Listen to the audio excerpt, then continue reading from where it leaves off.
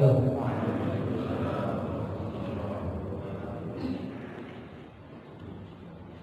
Malam Jumat baca ratiban, kelar ngaji minumnya teh hangat. Jawab salam itu kewajiban, cuma saya masih kurang semangat. Assalamualaikum warahmatullahi wabarakatuh.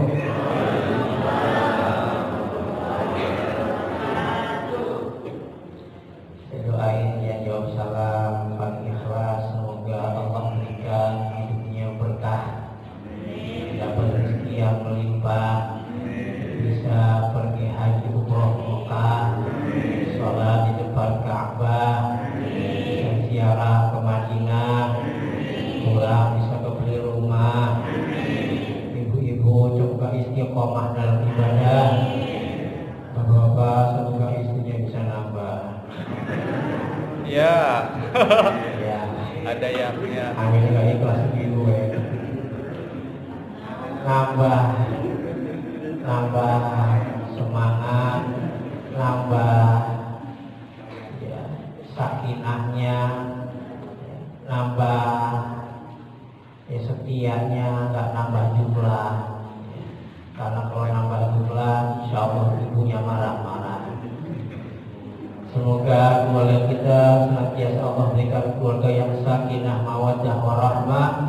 Putra putri kita Allah jadikan putra putri saleh dan salihah.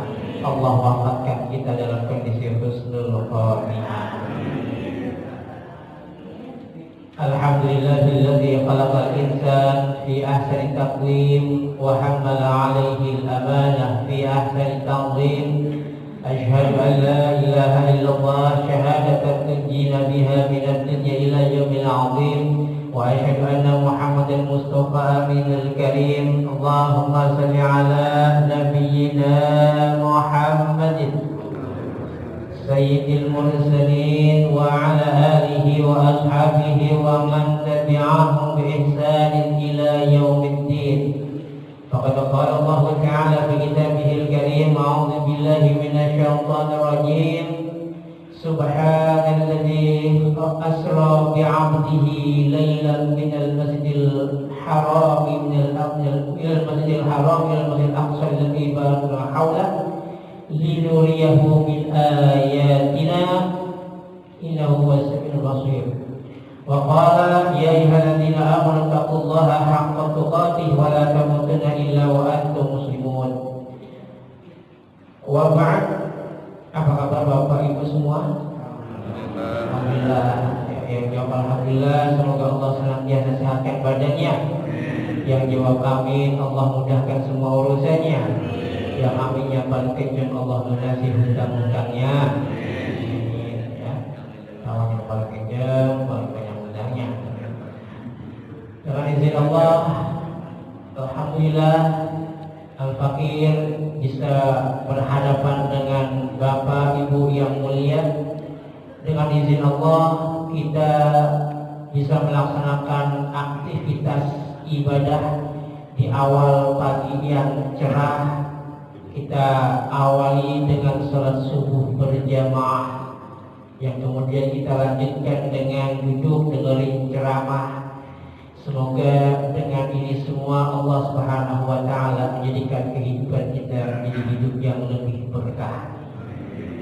Salawat dan iringi salam semoga senantiasa tercurah limpahkan kepada seorang panutan teladan dalam setiap kehidupan yang syafaatnya kita harapkan baginda Nabi kita Muhammad sallallahu alaihi wasallam. Semoga senantiasa tercurah pula kepada keluarganya, para sahabatnya dan orang-orang yang senantiasa istiqamah dalam sunnahnya hingga hari kiamat kelak. Kita berharap kita yang hadir di Masjid As-Sa'adah yang mulia ini senantiasa Allah golongkan sebagai hamba-hamba umat Nabi Muhammad SAW yang berhak mendapatkan syafaatul uzma di hari kiamat di hadirat Rabbal Alamin. Jamaah sidang kajian Ahad Subuh Masjid As-Sa'adah rahimana wa iyyakum ajma'in. Tema kita pada pagi hari ini adalah hikmah di balik Isra Mi'raj. Cuma karena sekarang masih suasana pandemik, ada tambahan saat pandemi. Mudah-mudahan yang wajah jamaah semua yang hadir, tentunya Al-Fakir mendoakan agar semua yang hadir Allah sehatkan badannya, sehatkan akidahnya, sehatkan imannya, sehatkan pula isi kantongnya. Itu yang penting, Pak ya. Alhamdulillah di pagi hari ini kita mengupas tentang hikmah di balik Isra Mi'raj Nabi kita Muhammad sallallahu alaihi wasallam. Bapak, Ibu, saudara-saudari rahimana wa iyyakum ajma'in. Sebagaimana kita ketahui bahwa sebuah kejadian yang sangat luar biasa yang dialami oleh seorang manusia termulia Nabi kita Muhammad sallallahu alaihi wasallam yang sangat fenomenal dan terekam di dalam Al-Qur'an dan juga terbukti dalam sejarah-sejarah yang ada bahwa ada seorang manusia yang Allah angkat derajatnya, yang Allah muliakan melalui sebuah agenda yang subhanallah hanya iman yang dapat menerimanya. Sebuah agenda yang sangat luar biasa, yang Allah pun tak bisa menerima, hanya keimanan dalam dada yang dapat bisa menerima, yaitu kejadian Isra Mi'raj. Isra, sebagaimana kita pahami di dalam bahasa Arab, Isra ini ya adalah sebuah perjalanan seorang manusia di malam hari. Dan hal ini pun Allah Subhanahu wa taala rekam kejadian tersebut di dalam ayat pertama surat Al-Isra. Allah Subhanahu wa taala berfirman, "A'udzu billahi minasyaitonir rajim. Subhanalladzi asra bi 'abdihi lailan minal masjidil haram ilal masjidil aqsa ilal masjidil aqsa alladzi barakna hawlahu linuriyahu min ayatina innahu was-sami'ul basir." Maha suci Allah. Ini diawali dengan Allah Subhanahu wa taala mengawali kalimat subhana. Kalimat yang diawali dengan kalimat subhana, kalimat setelahnya menunjukkan sebuah kejadian yang luar biasa. Makanya Allah awali dengan kalimat subhan. Ya. Subhanalladzi, maha suci Allah yang telah memperjalankan seorang hamba dalam sebuah malam, satu malam dari Masjidil Haram menuju Masjidil Aqsa, di mana Masjid Aqsa adalah masjid yang diberkahi sekelilingnya, agar kami bisa memperlihatkan kepadanya sebagian dari tanda-tanda kebesaran kami. Sesungguhnya Dia Allah adalah Maha mendengar lagi Maha mengetahui. Allah Subhanahu wa taala mengabadikan kejadian ini dalam surat Al-Isra ayat pertama. Ini menunjukkan bahwa Allah Subhanahu wa taala benar-benar mengisrakan hambanya, tak lain adalah manusia paling mulia Rasulullah Muhammad sallallahu alaihi wasallam. Pertanyaannya, kenapa Allah Subhanahu wa taala menggunakan kalimat bi'abdihi? Allah bisa saja menggunakan kalimat subhanalladzi asra Muhammad, ya, atau bi Muhammadi, atau bi nabihi. Tapi kenapa yang digunakan kalimat bi abdihi? Ini untuk menunjukkan bahwa yang Allah israkan, yang Allah perjalankan adalah bukan hanya jasadnya, bukan hanya rohnya, tapi sebuah tubuh yang utuh, roh beserta jasad. Karena ada sebagian orang yang beranggapan, yang di Israel cuma rohnya aja, jasadnya masih di bumi. Ini menampik pernyataan tersebut. Maka Allah Subhanahu wa taala menggunakan lafaz bi'abdihi hambanya Allah israkan dalam sebuah malam, dalam satu malam. Hadirin Bapak Ibu rahimana wa iyyakum ajma'in. Sebelum kita mengupas lebih dalam tentang apa makna Isra dan Mi'raj, kita upas terlebih dahulu satu persatu makna Isra. Isra berasal dari kata, menurut bahasa dari kata saro, ya, artinya perjalanan di malam hari. Jadi kalau orang dalam bahasa Arab yang pergi di malam hari, jalan di malam hari itu namanya Isra atau saro. Kita pernah dengar namanya Israil. Tahu Pak, Israil itu siapa? Nabi, nama lain dari Nabi Yakub. Ya. Nabi Yakub punya gelar namanya Israil. Ya, Bani Israil berarti Bani Yakub. Bani Adam keturunan Adam. Kalau Bani Israil keturunan Nabi Yakub. Kenapa Nabi Yakub dinamakan Israil? Karena Nabi Yakub pernah satu ketika beliau berjalan lari cepat di malam hari untuk menyelamatkan diri dari kejaran saudaranya yang ingin membunuhnya. Makanya beliau dinamai Israil, karena beliau pernah berjalan cepat lari atau di malam hari, ya, menyelamatkan diri dari kejaran saudaranya. Nah, Bani Israil ini berarti keturunan Nabi Yakub. Ya, cuman berjalannya waktu, dia digunakan oleh orang-orang yang tidak bertanggung jawab oleh kaum Nuh. Ya. Oleh siapa? Ya, orang-orang Yahudi. Ya. Ini liciknya orang Yahudi, mereka menggunakan lafaz negaranya Israel. Karena ketika mereka berbuat anarki, orang-orang Islam tidak akan mau melaknat nabinya. Ya, karena Israel dari nabi kita.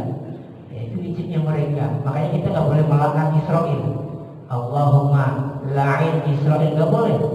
Karena la'in Israel nama Nabi Yakub. Ini liciknya mereka. Ya, ya.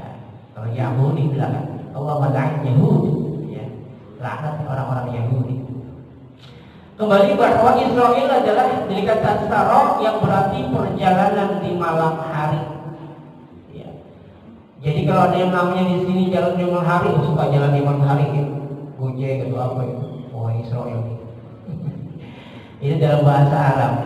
Secara istilah, Israel bermakna perjalanan Rasulullah SAW bersama malaikat Jibril dari Masjidil Haram di Mekah ke Baitul Maqdis di Palestina. Pada malam hari dengan mengendarai buruk. Apa itu buruk? Buruk dari kata berhut yang artinya kilat. Ya. Makanya nanti di hari akhirat nanti ada orang hamba yang ketika melewati jembatan Siratal Mustaqim kalbardil khatir, seperti kilat yang menyambar. Makanya buruk itu dari kata ya berhut, kilat, ya kecepatan. Ya. Cuman di sebagian orang buruk ini diistilahkan seperti kendaraan yang berwajah seperti wanita, ya. Nah, ini keliru, ini salah. Nabi SAW berkata bahwa buruk itu adalah kendaraan yang lebih besar dari keledai, lebih kecil dari bilghal. Bilghal itu perkawinan silang antara kuda dengan keledai. Ya, melahirkan bilghal, kendaraan yang biasa dikendari oleh para raja-raja. Lebih besar dari keledai, lebih kecil dari bilghal. Ya. Nah, ini luar biasa. Buruk ketika melangkahkan kaki sejauh kilat menyambar, kita tahu kecepatan kilat 300 km per detik. Kilat itu, ya. Makanya bukan hal yang mustahil kalau Nabi mengendarai buruk, gak lama sudah sampai ke Palestina. Padahal jarak antara Mekah dengan Palestina kurang lebih 1239 km. Yang menurut orang-orang Arab, untuk menuju ke Palestina mengendarai kuda terbaik, yang mengendarai ada seorang pemuda terbaik, itu butuh waktu 1 bulan. Sebulan Pak, di zaman dulu Pak. Kalau di zaman dulu orang dari Mekah ke Palestina 1 malam, nggak percaya. Di zaman dulu, karena di zaman dulu untuk menuju Palestina dengan jarak 1239 km membutuhkan waktu 1 bulan.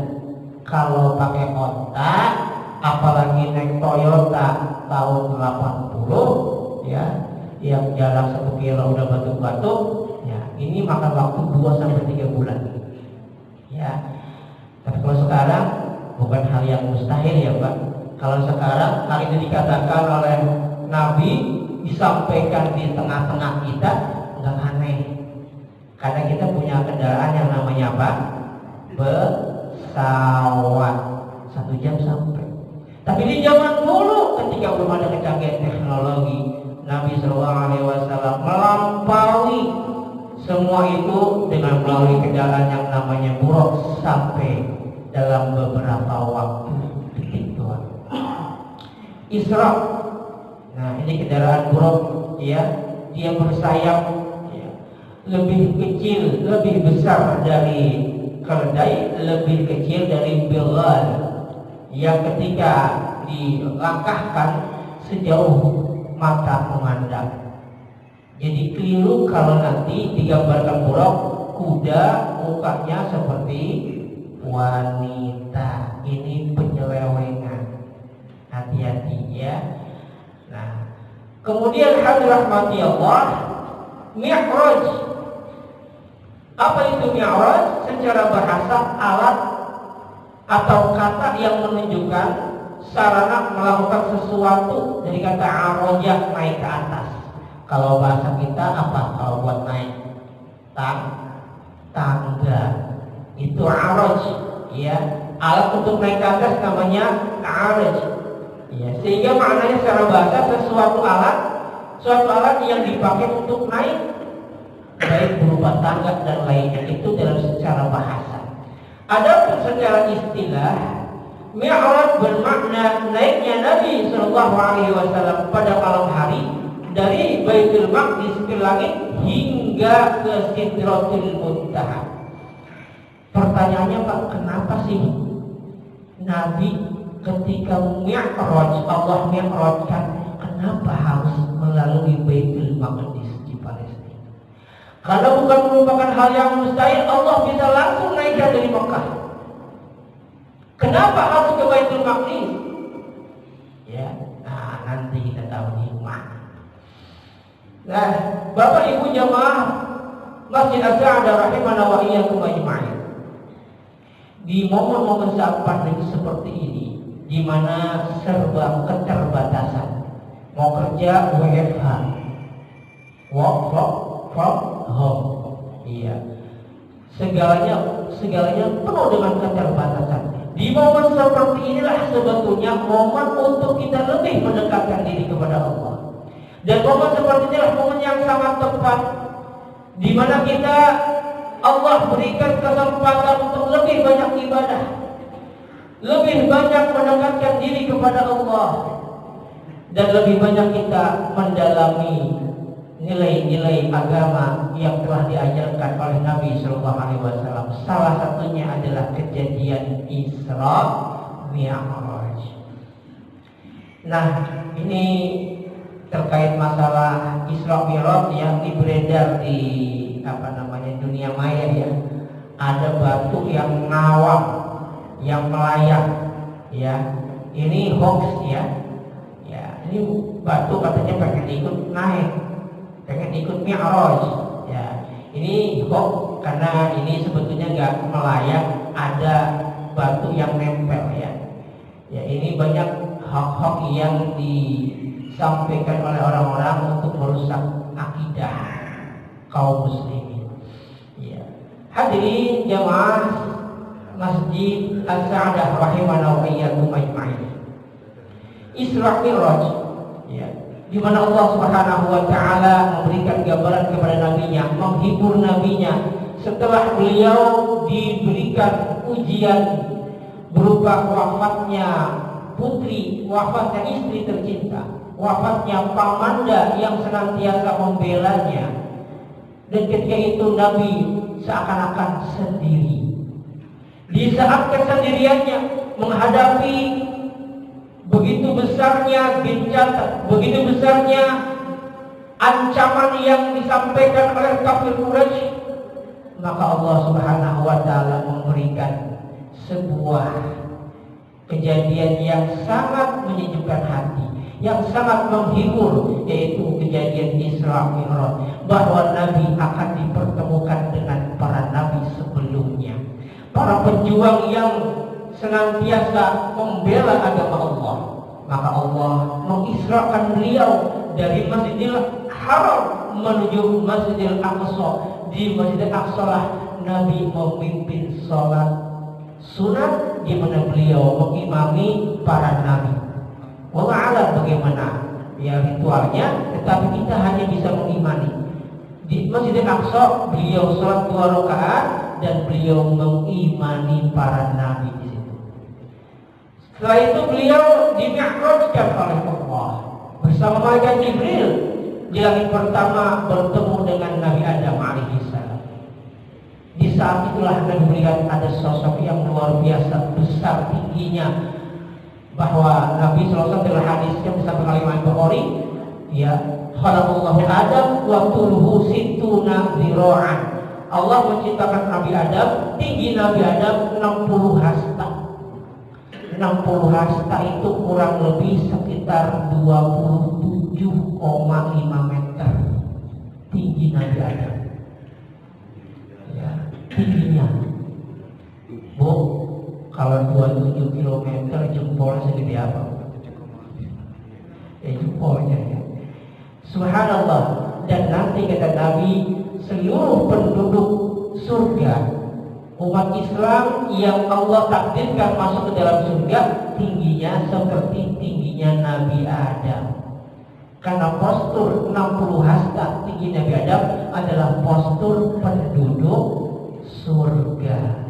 Jadi jangan resah dan gelisah kalau ada orang yang dilahirkan ke alam dunia dengan tubuh yang semampai alias semeter tak sampai. Ya, ini ujian bagi mereka juga bagi saya. Ya, walaupun gak begitu tinggi, ya insya Allah gak nyakitin hati. Ya. Insya Allah ketika dimasukkan ke dalam surga, tingginya sama, gantengnya sama, ya. Mukanya beda, pokoknya sama, bingung dari isinya ya. Lagi pertama bertemu dengan Nabi Adam alaihissalam. Ketika beliau memalingkan wajahnya ke kanan, beliau senang. Tetapi ketika beliau memalingkan wajahnya ke kiri, beliau sedih. Kenapa hal ini terjadi? Nah, malaikat Jibril alaihissalam menjelaskan, itulah umat-umat atau putra putri dari Nabi Adam. Ketika mereka kanan adalah keturunan Nabi Adam yang masuk ke dalam surga.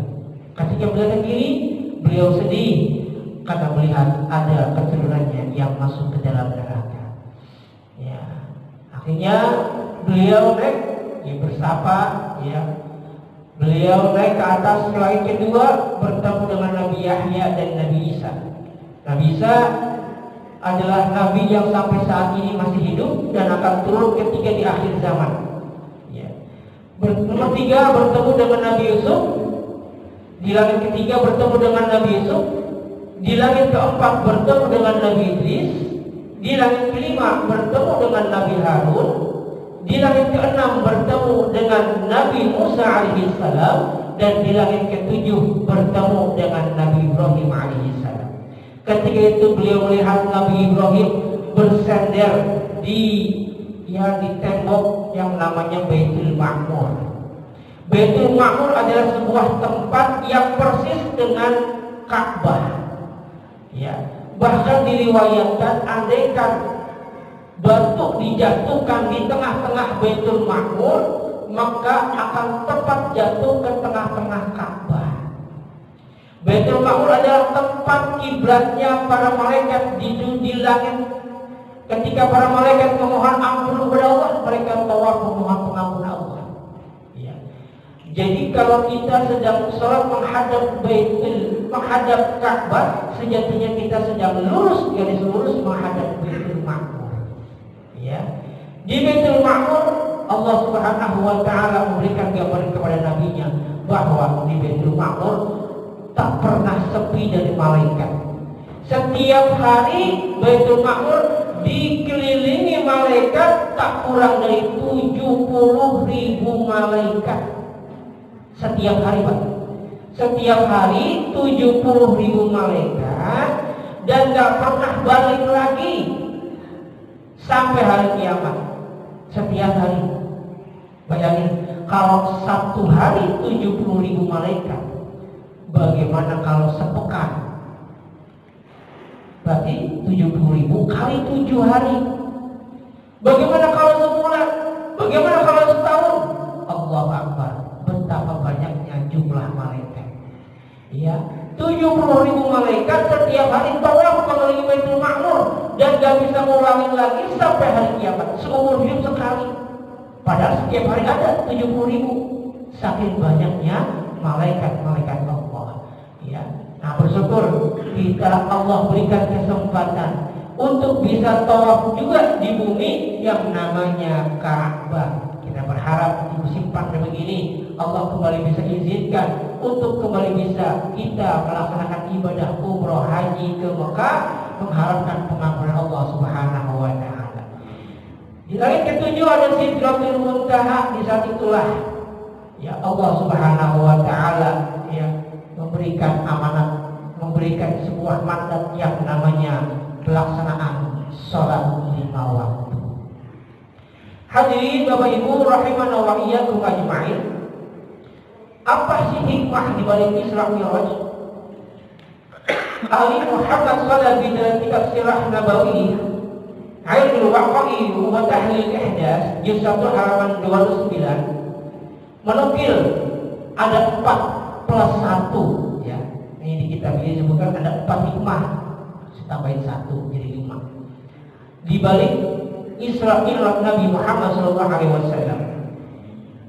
Yang pertama, Isra Mi'raj adalah kemuliaan, keistimewaan dan hiburan dari Allah Subhanahu wa taala kepada hamba-Nya tercinta Nabi Muhammad sallallahu alaihi wasallam, serta menunjukkan tanda-tanda kekuasaan Allah taala. Allah ingin menunjukkan kepada hamba-Nya bahwa Allah itu benar-benar maha besar. Nabi sallallahu alaihi wasallam ketika berada di atas Sidratul Muntaha, di atas lagi ada yang namanya air, ya. Ada yang namanya kursi, ya. Kemudian ada yang namanya arasy, ya. Kursi, air, kemudian arasy, ya. Di mana kursinya Allah, ya. Kita sering sampaikan di ayat kursi, wasi'a kursiyyuhus samawati. Begitu luas kursinya Allah. Saking luasnya kursinya Allah, digambarkan, diriwayatkan, kursinya Allah dengan 7 lapis langit itu ibarat cincin yang diletakkan di tengah-tengah padang pasir. Padahal 7 lapis langit, 1 lapis langit ini memakan waktu 500 tahun perjalanan. 1 lapis langit, ya. 500 tahun perjalanan. Bapak jalan 500 tahun, ya. Ini baru nyampe langit pertama, Pak. Ya, jarak langit pertama dengan langit kedua pun 500 tahun perjalanan. Subhanallah. Tentu bukan perjalanan kita jalan kaki, ya. Ini perjalanan cahaya. 500 tahun sebenarnya. Ya, begitu luasnya. Ya. Berapa lapis? 7 lapis. Saking luasnya, belum ada seberapa apanya, belum ada apa-apanya dibanding kursinya Allah.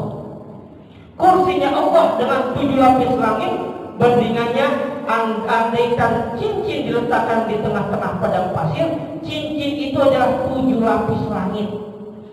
Yang besar adalah kursinya Allah. Padang pasir itulah kursinya Allah, luar biasa. Dan bandingkan kursinya Allah dengan arasnya Allah. Kursinya itu cincin yang atau rantai yang diletakkan di tengah-tengah padang pasir, sedangkan padang pasir adalah arasnya Allah Subhanallah. Allahu Akbar, Allah Maha Besar. Begitu besarnya Allah. Itu baru aras makhluknya Allah. Maka disampaikan oleh Nabi, aras adalah makhluk Allah yang paling besar. Ya. Saking besarnya, aras dipegang oleh 4 malaikat. Dalam hadis riwayat Imam Dawud disampaikan, "Udzina li an uhaddisa an malakin min malaikati min hamalatil arsy." Aku diizinkan untuk ngobrol dengan malaikat pembawa aras. Tingginya malaikat pembawa aras, anna baina syahmati udunihi ila atikihi, jarak antara daun telinga sampai pundak ini, ya, atik ini dia tenggorokan ini, jarak antara ujung telinga sampai atiknya sini, ya, dengan tenggorokan ini perjalanan 700 tahun, Pak. Masya Allah. Ini baru antara telinga dengan pundak. Bisa dibayangkan kalau Bapak di atas kepala malaikat itu, kemudian Bapak jatuh ke bawah, duduk sampai kaki berapa tahun, Bapak? Allahu Akbar, Allah Maha Besar. Nah, Allah ingin menunjukkan kemahabesaran Allah melalui peristiwa Isra Mi'raj, bahwa yang disampaikan melalui lisan Muhammad SAW, yang itu telah merupakan wahyu dari Allah Tabaraka wa Ta'ala, bukan sekedar isapan jempol, bukan sekadar bualan belaka, benar-benar itu Allah Maha Besar. Ya. Nah, Allah ingin tunjukkan bahwa inilah tanda-tanda Allah Subhanahu wa Ta'ala menciptakan alam semesta, bahwa Allah ciptakan alam semesta untuk menunjukkan kemahabesaran Allah Subhanahu wa Ta'ala. Kalau segitu besarnya, bagaimana dengan kita? Maka tidak pantas kita untuk berlaku sombong, merasa angkuh, merasa tinggi, merasa dirinya lebih baik dari yang lain. Ini nggak boleh. Kenapa? Yang berhak sombong hanyalah Allah Subhanahu wa Ta'ala. Allah Al-Jabbar. Allah, ya, adalah zat yang maha menguasai. Allah adalah zat yang maha besar. Maka kita tidak pantas sebagai hamba yang kecil untuk merasa dirinya besar. Makanya ketika kita sholat, kita meletakkan semuanya dengan kalimat Allahu Akbar. Kita kecil, Allah yang maha besar. Urusan kita kecil, Allah yang maha besar. Kalau kita punya urusan di luar sana, kita punya urusan di luar sana yang mungkin kita anggap besar, kita punya permasalahan di luar sana yang mungkin kita anggap besar, katakanlah bahwa semua itu kecil, Allah lah yang maha besar. Ya. Maka Isra Mi'raj adalah keistimewaan, hiburan dari Allah kepada Nabi-Nya yang ketika itu sedang dirundung duka, yang dikatakan sebagai amul ya khuzni, tahun kesedihan, ditinggal istri tercinta, ditinggal paman tersayang, walaupun pamannya belum Allah takdirkan menjadi seorang muslim, tetapi jasanya begitu besar di dalam menghalang ya ancaman-ancaman kafir Quraisy. Ketika itu sudah tidak ada, Nabi bingung, galau, seakan-akan dalam menentukan perjuangannya yang belum ada apa-apanya, menurut beliau harus ditinggal oleh orang-orang tersayang dan tercintanya. Maka Allah menghibur beliau dengan peristiwa Isra Mi'raj untuk menunjukkan tanda-tanda kekuasaan Allah dan kemahabesarannya. Yang kedua, ya, kewajiban menjalankan salat 5 waktu bagi setiap muslim. Ini luar biasanya Pak ibadah salat. Rukun Islam ada berapa? 5. Di antara rukun Islam yang 5, satu-satunya ibadah yang harus diterima langsung oleh Allah kepada hamba-Nya Muhammad SAW adalah salat. Ketika Allah mewajibkan perkara puasa, cukup melalui malaikat Jibril turunlah Al-Baqarah 183. Ya ayyuhalladzina amanu kutiba alaikumus syiyam. Ketika bicara mewajibkan tentang masalah zakat, Allah cukup melalui perantara malaikat Jibril. Ketika Allah mewajibkan ibadah haji, cukup melalui perantara malaikat Jibril melalui wahyu. Tetapi ketika bicara masalah salat, enggak cukup melalui perantara malaikat. Allah langsung mi'rajkan nabinya untuk mendapatkan mandat yang sangat luar biasa. Sebuah amalan yang harus dikerjakan, yang menandakan dia seorang muslim atau kafir, yaitu ibadah sholat. Dan bersyukur Allah takdirkan melalui kejadian bertemu dengan Nabi Musa di langit ke-berapa? 6. Nabi Musa di langit ke-6 bertemu ketika Nabi SAW mendapatkan kewajiban awalnya 50 waktu sholat ya, dalam sehari dan semalam. 5 waktu Pak, kita aja udah capek banget, ini 50 waktu. Subhanallah ya, kira-kira 15 menit kita sholat Pak.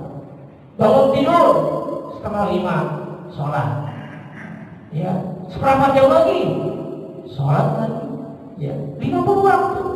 Bayangin Pak ya, bisa setengah jam sholat ya, subhanallah. Tapi Allah Subhanahu wa ta'ala melalui kejadian ya, bertemu dengan Nabi Musa, kemudian meminta keringanan, sehingga dari 50 waktu diringkas menjadi berapa? 5 waktu. Tetapi 5 ini Allah samakan bahwa al-hasanatu bi'ashri amsalha. Satu pahala, satu kebaikan Allah balas dengan 10.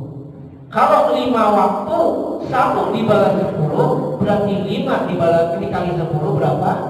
50. Orang yang mengerjakan 5 waktu sehari semalam sama dengan mengerjakan 50 waktu. Nah, ini merupakan ya keutamaan umat Nabi Muhammad SAW. Yang 5 waktu aja kadang-kadang subhanallah. Salat subuh kesiangan, salat zuhur kerepotan, salat asar di perjalanan, salat maghrib kecapean, salat isya apa banget. Masya Allah ya. Yang 5 waktu jangan lagi itu, apalagi yang 50 waktu. Nah, subhanallah, kami insya Allah lah jamaah sa'adah subhanallah ya. Subuh beduk di masjid ya. Zuhur beduk di masjid, alhamdulillah. Asar beduk di masjid ya. Maghrib beduk di masjid, beduk di masjid ya. Insya Allah ya, alhamdulillah semua pada akhirnya komahnya 5 waktu berjamaah, amin. Ini luar biasa. Allah sebetulnya ingin memberikan sebuah amanat yang mulia, yang ketika di hari kiamat nanti, ketika seorang manusia sudah dikumpulkan, bukan yang pertama kali ditanya bagaimana sedekahnya, bukan yang ditanya pertama kali bagaimana baca Qur'annya, walaupun sebuah kebaikan yang luar biasa, bukan yang pertama kali ditanya bagaimana hajinya. Yang pertama kali nanti dihisab, yang pertama kali dihitung adalah sholatnya. Awwalu ma yuhasabu bihi 'abdu yaumil qiyamati as-shalah. Pertama kali yang dihisab di hari kiamat adalah sholat. Kalau sholatnya baik, maka Allah akan nilai semuanya dinilai baik. Tapi kalau sholatnya hancur, jangan salah. Kalau puasa kita, kalau sedekah kita sudah tercoret. Karena ada sebagian orang beranggapan, ya yang penting baik hatinya, 5 waktu gak dikerjain gak apa-apa.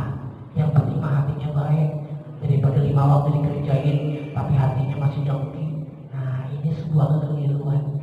Ini namanya talbis iblis. Hati-hati ya, hati-hati. Ngapain Pak pakai jilbab ya, pakai baju kadang-kadang sering ngomongnya jelek banget Ini yang nggak pakai jilbab yang penting hatinya nggak baik. Nah, sama nih, talbis iblis, hati-hati. Ya, bisikan-bisikan iblis. Ya, ini super pentingnya sholat. Kalau kita mungkin kalau melaksanakan ibadah puasa lagi sakit, entar dulu boleh, entar waktu boleh dikerjain. Kalau kita mau zakat, duitnya belum nyampe nisab, nggak apa-apa, nggak usah dikeluarin. Kalau kita mau haji, belum punya duit cukup, nggak usah dikerjakan maksa-maksa ngutang sana ngutang sini, apalagi sampai pinjam bank. Ya, banknya ada bank di Depok, namanya ada bangkek, bank keliling, ya udah bau kemana-mana. Ya. Nggak usah dipaksa-paksa. Tapi perkara sholat, sholli qa'iman, kerjakanlah sholat sambil berdiri. Fa in lam yastati' fa qa'idan. Enggak ada istilah, Ustaz, saya sakit, boleh dong libur sholatnya? Enggak. Fa in lam yastati' fa qa'idan. Bisa duduk, bisa kerjakan sambil duduk. Nggak bisa duduk ya Ustaz. Fa in lam yastati' fa 'ala jambi. Kalau nggak bisa duduk, kerjakan sambil berbaring. Nabi dan para sahabatnya sampai begitu besarnya kewajiban salat sampai di medan perang. Yang kalau melek sedikit pun tertebas mayatnya, tetap kerjain sholat sambil perang. Subhanallah. Ya, namanya sholat khauf. Ya, sholat khauf ya, di mana depan saf mereka berperang, yang lain mundur sholat. Ya, setelah 2 rakaat salat selesai. Ya, kemudian ya maju ke depan lagi ke bawah. Makanya awal aslinya sholat itu awalnya 2 rakaat. Aslinya ya, asli itu sholat 2 rakaat. Ya, makanya ada perbedaan maghrib 3, kemudian isya 4. Makanya untuk membedakan itu ada yang namanya takbir, ya, takbir intiqal. Sunnah ketika bangun dari sholat dari duduk tahiyat awal menuju rakaat yang ketiga, apakah itu maghrib ataupun isya, itu sunnah mengangkat tangan. Ya, sunnah mengangkat tangan. Kenapa? Karena awalnya cuma 2. Ya, sholat itu awalnya cuma 2 rakaat, masna. Ya, nah itulah kewajiban tentang masalah sholat. Tetap saking wajibnya, Ustaz bisulan pantatnya, boleh dong libur? Enggak ada istilah begitu. Bahkan sampai di rumah sakit nih, perhatian bagi bapak ibu yang punya saudara di rumah sakit, ya, tetap kerjakan, tetap wajib sholat sebisa kita. Ittaqullaha mastata'tum, bertakwalah kepada Allah semampunya. Mampu cuma begitu, udah pakai tayamum, sholat pakai isyarat. Ya. Kalau ada orang nggak bisa juga, silakan minta tolong tetangga. Ngapain? Disolatin. Ada yang nggak pernah ke masjid, ngakunya Islam, kata Islam, tapi nggak pernah ke masjid. Sekali ke masjid, sholatnya di depan imam, disolatin. Masya Allah ya. Nah ini kewajiban sholat ya. Ya, hati-hati perkara masalah sholat. Nah, inilah luar biasanya Isra Mi'raj, sampai-sampai untuk mewajibkan sholat Allah langsung memi'rajkan Rasulnya, enggak cukup melalui perantara malaikat. Yang ketiga, Isra Mi'raj dalam mu'ajizat Nabi Muhammad SAW dalam perjalanan beliau dari Masjid Aqsa menuju Sidratul Muntaha. Dalam sejarah itu adalah perjalanan pertama manusia di dunia menuju luar angkasa dan kembali menuju bumi dengan selamat. Ini Pak, manusia pertama yang ke luar angkasa sebetulnya siapa? Nabi Muhammad SAW. Kalau kita selama ini dicekoki oleh sejarah yang mengatakan manusia yang pertama kali ke bulan siapa? Neil Armstrong. Sebetulnya Neil Armstrong gak sendiri, ya, karena tuh datang orang Jawa juga ada yang datang ke bulan, namanya Selamat Pak. Neil Armstrong tiba di bulan dengan selamat. Oh iya benar, dengan selamat. Dengan selamat. Orang Jawa yang datang ke bulan. Nah, jadi sebetulnya manusia yang pertama kali ke bulan bukan hanya bulan. Bulan itu masih dikatakan mesin langit pertama Pak. Ya, nembus sampai langit ketujuh. Nabi Muhammad SAW nggak perlu pakai helm gelombang gede, ya, pakai baju kayak APP, apa tuh?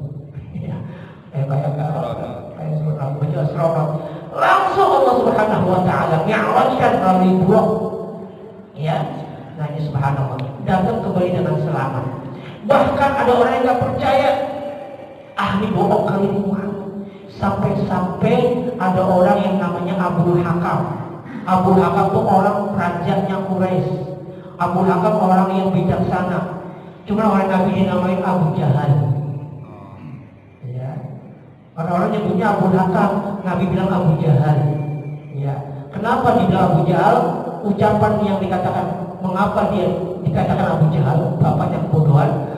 Ya, karena Abu Jahal itu setiap malam, hampir setiap malam dengerin ke rumah Nabi dengerin Quran sama Abu Sofyan. Ada 3 orang, Abu Jahal, Abu Sofyan, ada lagi seorang pemuka Quraisy. Tiap malam datang ke rumah Nabi dengerin Quran. Saking indahnya Quran.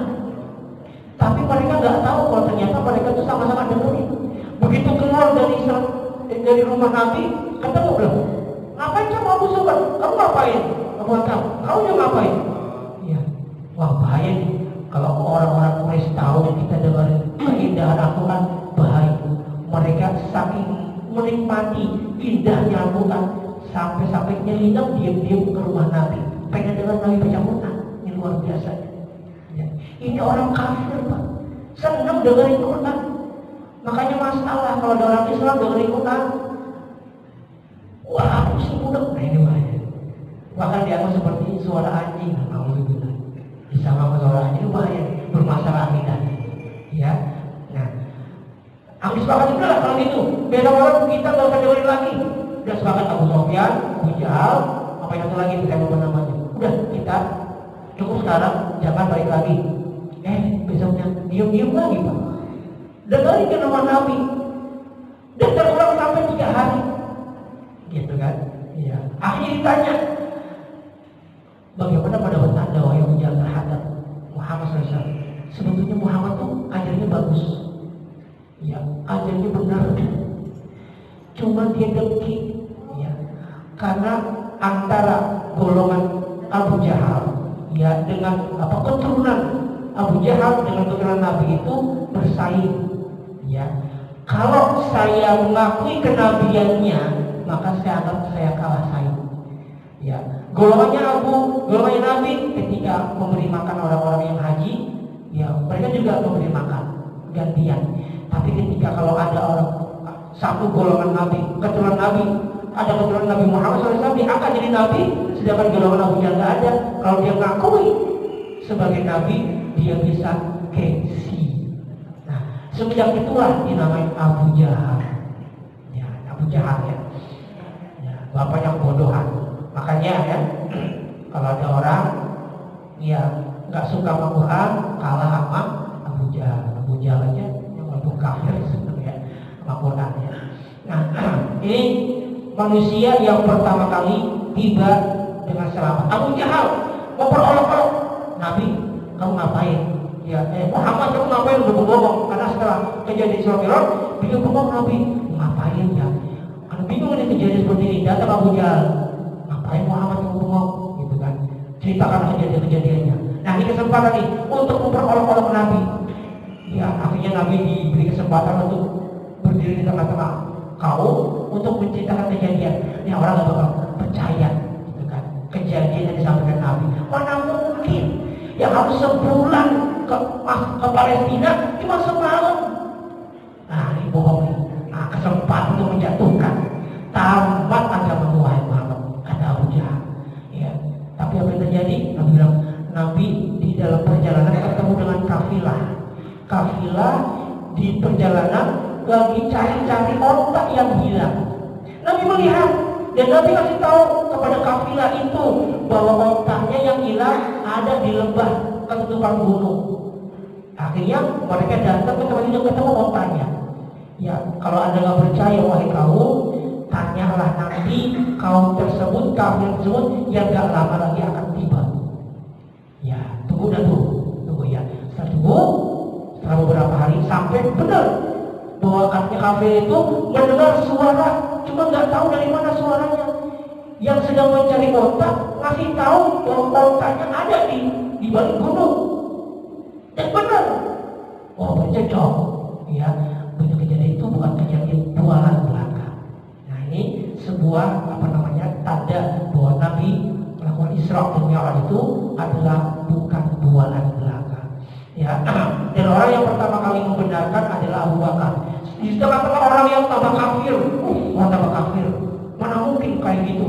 Ya, di tengah-tengah, ya di zaman dulu nggak mungkin bisa Isra Mi'raj. Ya, dari Masjidil Aqsa ke Madinah balik sampai satu malam. Yang kafir tambah kafir. Yang Islam bingung. Akhirnya nanya ke Abu Bakar. Tinggal nanya Abu Bakar. Bagaimana Abu Bakar pendapat Anda terhadap sahabatmu yang berkaitan Isra? Apa kata Abu Bakar? Ya, bagaimana aku akan mendustakan? Sedangkan wahyu yang turun dari atas langit aku membenarkan. Ya, makanya sahabat yang membenarkan kejadian Isra pertama kali, ya di tengah orang-orang sedang gusar adalah Abu Bakar. Maka beliau mendapatkan gelar As-Siddiq karena membenarkan kejadian Isra Mi'raj. Yang keempat, dengan perjalanan Isra Mi'raj terdapat penyebutan dua masjid umat Islam, Masjidil Haram dan Masjidil Aqsa. Ya, ada yang pernah ke Masjidil Aqsa di sini, Pak? Belum pernah? Sama begitu ya. Ini Allah jadikan bahkan la tasubur rihal, sampai Nabi menyampaikan, janganlah kalian mengadakan perjalanan melalui kecuali kepada tiga masjid, Masjidil Haram, Masjid Nabi Madinah, ya, dan Masjidil Aqsa. Kenapa? Satu rakaat salat di Masjidil Haram bandingannya 100.000 rakaat di Masjid As-Sa'adah. Bapak satu rakaat salat di Masjidil Haram bandingannya 100.000 rakaat di Masjid As-Sa'adah. Satu rakaat di Masjid Nabawi Madinah 1.000 rakaat di Masjid As-Sa'adah. Satu rakaat di Masjid Aqsa bandingannya 500 rakaat. Wafil riwayat 250 rakaat. Ya, ada dua riwayat seperti ini. Nah, ini menunjukkan keutamaan bahwa tadi pertama awal kiblatnya ada di Masjid Aqsa, kemudian dipindah ke Mekah. Ini mohon maaf, ada spare waktu. Suruh jam 5:59 ya, jam 6 kurang. Ya, dikit lagi karena suruh waktu yang belum boleh sholat. Suruh ada 3 waktu, ya, nuhina Rasulullah SAW, ya, salah satu qatin nuhina Nabi SAW an-nusalliya wa an-nuqbara mautan. 3 waktu dilarang sholat, dilarang memberi jenazah. Pertama ketika pas suruh, ketika matahari baru terbit bunyi titit, itu jangan, belum boleh sholat. Ya. Yang kedua ketika tengah di atas kepala kita, belum waktu zuhur, 11:30 belum. Yang ketiga ketika matahari terbenam sampai benar-benar terbenam, belum boleh sholat, belum boleh menguburkan jenazah. Ketika suruh titit, jangan sholat dulu. Ya, kapan waktunya? Kalau dalam bahasa fikih, satu tombak. Satu tombak itu seperti apa? Seperti 15 menit atau 20 menit setelah suruh. Namanya isyraq. Makanya yang benar, yang rodi, yang tepat bukan sholat syuruk, tapi sholat isyraq. Kalau syuruk belum boleh sholat. Ya, sholatnya minimal 15 menit atau 20 menit setelah syuruk, namanya isyraq. Ya, 5 menit lagi. Ya, ini perjalanan Allah menunjukkan bahwa Masjid Aqsa adalah masjid yang pertama kali kiblat para nabi, kemudian dialihkan ke Masjidil Haram. Masjidil Aqsa adalah yang wajib kita bela, yang sekarang sedang diuji dengan direbut oleh kaum Israel atau kaum Yahudi. Ya, yang harus kita bela dan kita perjuangkan. Yang terakhir, di musim pandemi ini, kesempatan untuk lebih mendekatkan diri kepada Allah Subhanahu wa Ta'ala. Karena banyak di rumah, banyakin ibadah, terutama menjelang masuknya bulan Ramadan. Bagi yang masih punya hutang puasa, ya, mumpung masih ada waktu, silakan dibayar. Ya, kesempatan buat bayar hutang puasa. buat mempersiapkan diri menghadapi bulan Ramadan, bulan yang penuh kemuliaan. Ya, sebulan penuh kita ibadah, Pak. Makanya siapin jasmaninya, rohaninya, ya. Semoga nih pandemi ini yang masih lagi musim karena masuk pandeminya udah beda namanya, emaknya ya, Omikron, ya emaknya ya. Semoga habis Omikron gak ada lagi namanya Omikron ya. Ya, Papikron apa ya, nggak ada ya. Selesai ya, emaknya nggak keluar ya. Selesai, biar puasa kita Allah berikan kesehatan, Allah berikan keselamatan, Allah berikan kebugaran sehingga bisa melakukan ibadah dengan baik dan sempurna di bulan Ramadan, sehingga kita bisa meraih kemuliaan bulan Ramadan dengan berbagai macam aktivitas ibadah sehingga kita keluar dari Ramadan menjadi pribadi-pribadi yang bertakwa. Ya, wallahu a'lam. Demikian yang dapat saya sampaikan. Kurang lebih alhamdulillah mohon maaf. Kesalahan dari kekurangan ilmu fakir, ya kebenaran hanya dari Allah dan Rasulnya. Ya, sebelum itu mungkin ada yang mau tanya satu pertanyaan. Ya, silakan.